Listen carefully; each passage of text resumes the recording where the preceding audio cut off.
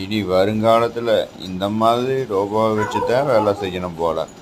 ஏன்னா விவசாயிகளுக்கு இப்போ அவ்வளோ ஆள் கிறக்கி எல்லாம் ஐடி மாதிரி துறையை தேர்ந்து சம்பாதிக்கணும்னு இருக்கிறாங்க. யாரும் கஷ்டப்படாமல் வேலை செய்யணும்னு இருக்கிறாங்க. கஷ்டப்பட்டால் தான் சாப்பாடுன்னு ஒரு நாள் புரியும். அன்னத்தன்னைக்கு உலகம் இருக்குதான்னு தெரியல. பார்ப்போம்.